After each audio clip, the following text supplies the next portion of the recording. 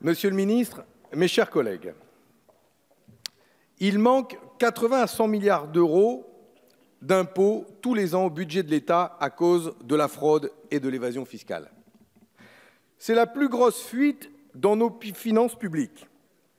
Que dis-je? Une fuite, c'est un trou, c'est un gouffre, c'est un abîme, dirait Cyrano de Bergerac. Car c'est autant d'argent qui manque pour financer nos écoles, nos hôpitaux, pour être à la hauteur du défi climatique.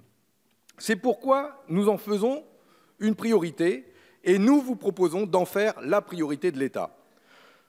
Je ne dirais pas que rien n'a été fait. On a quand même réussi à faire sauter le verrou de Bercy, mais il reste encore trop de choses à faire pour se permettre le moindre relâchement.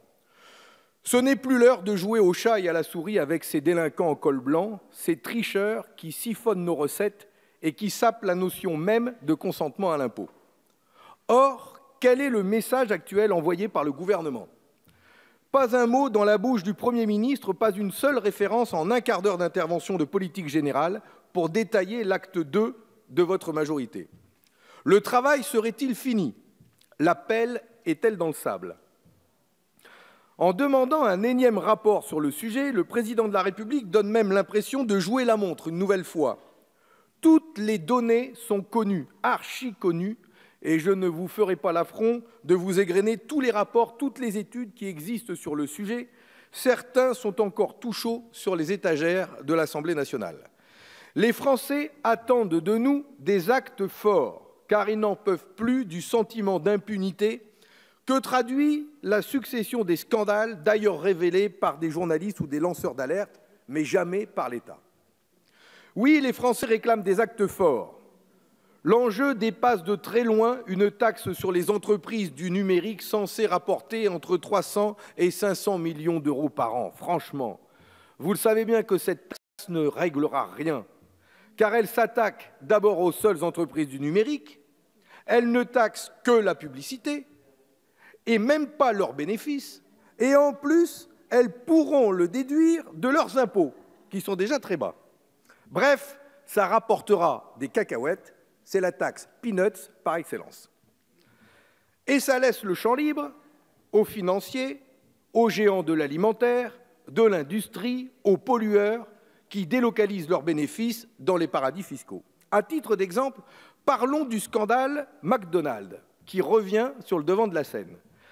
En 2013, sur dénonciation des syndicats de salariés, que je salue ici, notre administration fiscale a initié une enquête contre la multinationale américaine en raison du transfert de bénéfices de la société vers le Luxembourg.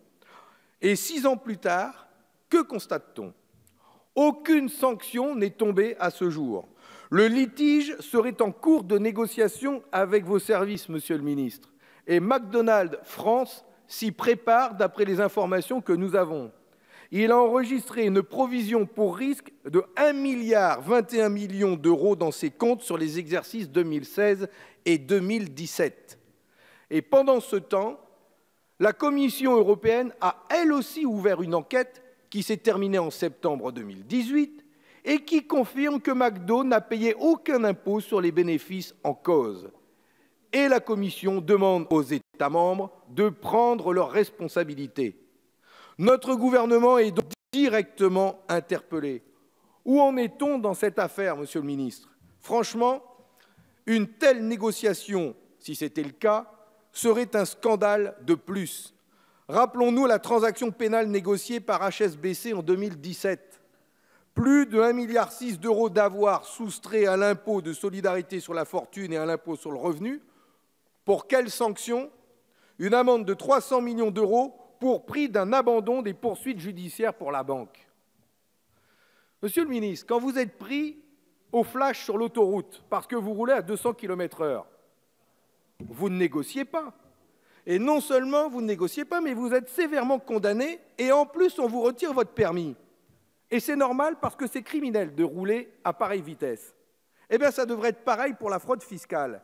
Si vous êtes pris, condamnation sévère et sans négociation, et interdiction de gérer à nouveau des entreprises, et une banque qui triche, on lui retire sa licence. Car la triche aux impôts, à ces niveaux-là, c'est aussi criminel. C'est pourquoi il faut donner plus de moyens à la justice, au fisc, à la police, pour traquer et condamner ces fraudeurs. Sinon, c'est trop facile. Et pour eux, c'est toujours possible de négocier, et c'est loin d'être le cas pour la petite boîte du coin. Alors nous, citoyens, élus, attendons de la République qu'elle soit à la hauteur, c'est-à-dire intraitable avec les tricheurs. Sinon, elle perd toute crédibilité. Telle est l'ambition de la présente proposition de résolution, celle d'afficher un ambitieux objectif, 0% de fraude fiscale et 0 impunité. Nous formulons pour cela une série de propositions très concrètes. D'abord, de faire de la lutte contre la fraude et l'évasion fiscale la grande priorité nationale de l'année 2020. Mobilisons l'ensemble de la société, citoyens, élus, entreprises, associations, ONG, syndicats, médias, pour sensibiliser, informer et mener des actions de prévention. La fraude et l'évasion fiscale sont des coups de poignard au pacte républicain, au bien commun, à la fraternité, l'égalité, la liberté. Mobilisons donc le plus largement possible pour que cesse ce mal qui ronge notre société. D'abord en ayant les coups des franches pour agir, et c'est le sens de notre proposition, une réforme constitutionnelle pour donner à la lutte les moyens qu'elle exige. Pourquoi réformer la Constitution? Eh bien d'abord pour faire primer l'éthique fiscale sur la sacro-sainte liberté d'entreprendre. Car en l'état, le Conseil constitutionnel a déjà censuré des mesures de lutte contre les paradis fiscaux au motif qu'elles portaient atteinte à la liberté d'entreprendre. Je pense ici aux mesures de transparence fiscale des grands groupes que nous avons adoptées ici, mais censurées ensuite, ou encore à ma proposition d'interdire aux banques de s'installer dans les paradis fiscaux, interdites au nom de la liberté d'entreprendre. Permettez-moi, Monsieur le ministre, de vous inviter à lire le récit palpitant d'un fiscaliste travaillant pour un cabinet d'investissement à Jersey et qui s'est mis au service de la DGSE. Est-ce que vous en avez entendu parler? Il s'agit du livre « Là où est l'argent » de Maxime Renaï, un espion français au cœur des paradis fiscaux. Cet espion raconte qu'il a assisté lui-même à Jersey, dans ce cabinet, à la vente de l'usine Samsonite par un fonds d'investissement américain géré par Mitt Romney, le sénateur républicain américain. 106 millions d'euros de mise au départ, 2 ans après, 950 millions de récupérés, 200 salariés sur le carreau en 2007 et Marine Le Pen élue en 2012, entre nous. Dans ce livre, il révèle que nous confions nos enfants aux crèches Babylou, financées par le fonds Alpha, implanté lui aussi à Jersey. Il raconte que nos parents, dans les EHPAD du groupe EMRA ou Domus, sont des groupes dont les actionnaires sont des Émirats arabes unis et que le siège est lui aussi à Jersey.